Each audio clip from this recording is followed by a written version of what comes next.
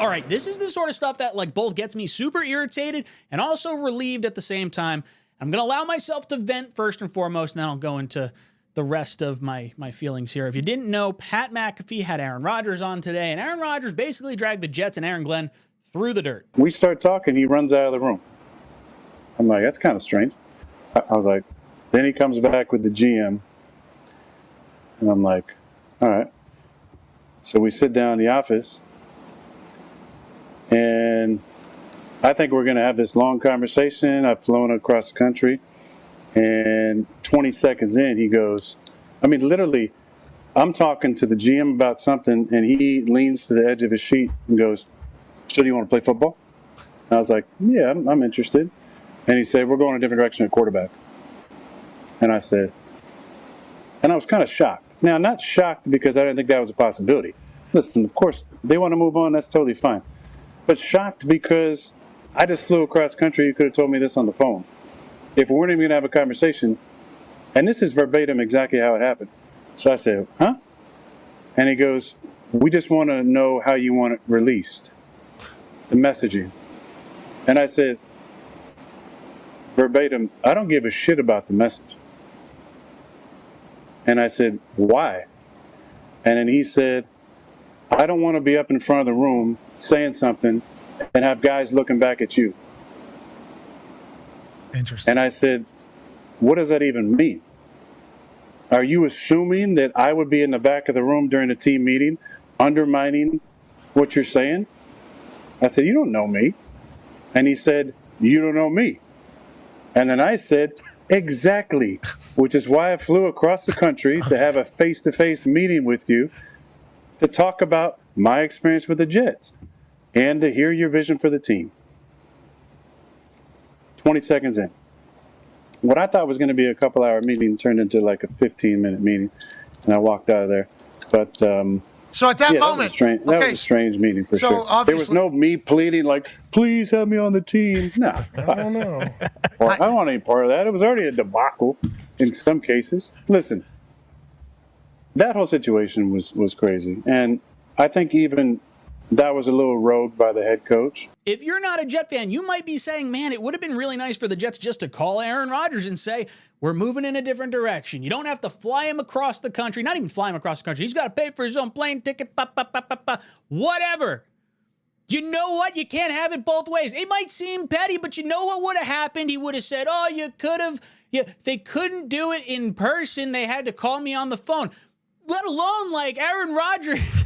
Before he came here, when he had the argument with the Packers, the whole thing was, well, I don't get cell phone service at my house in L.A. So which one is it, Aaron?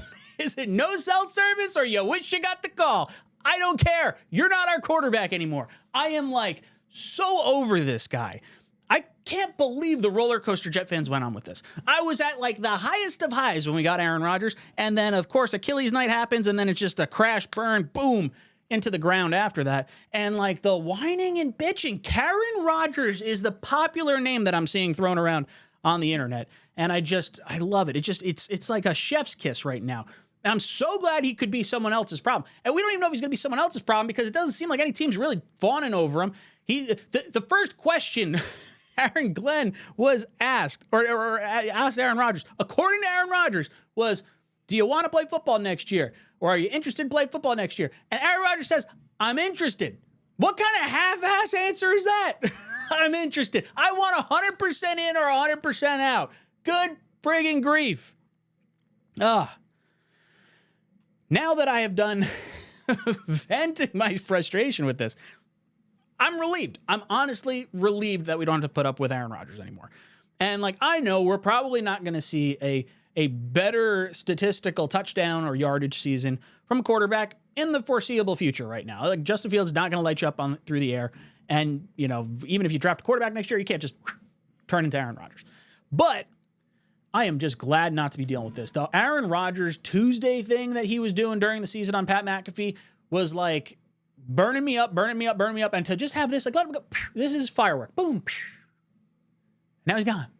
It doesn't matter. He's someone else's problem now. He's not really, he might throw some extra Jets shade our way or whatever, but like, he's just going to hope that some quarterback gets hurt and someone comes groveling to him. And that's what it's going to be. Now, I love that Aaron Glenn stood up to Aaron Rodgers. That's what I want in a head coach. This is a guy that says, hey, this is what I want. This is how it's going to be, asshole. You sucked. You know how much you lost to Buffalo towards the final end of the season there? By a whole lot. You don't deserve to be Jets quarterback. You stink. I'm paraphrasing what I believe Aaron Glenn to have said. But yeah, look, I don't care. I think this was the correct move to make. You look at the financial situation the Jets were going to be in. You look at how he performed towards the entirety of his time here, and even just like, the last year. Were the Jets getting better with him at the quarterback position, or are you like, it just feels like we had drama all the time. Now you bring in Justin Fields. I'd rather have like a subpar quarterback or whatever you want to call Justin Fields at the particular moment. I'd rather have him with a great set of leadership skills help rebuild this locker room, because this locker room was like so tight prior to Aaron Rodgers getting here, and then it just like a slinky, just stretched apart and all mangled and stuff. And now you got to sit there for the next year while you retwist the slinky back together and you get the nice little spiral, and then you can throw it down your stairs again. We're not throwing Justin Fields down the stairs. We're going to be having fun. We're going to be going down the stairs because we're going to be excited. We're going to make things work. I want to play with my toys.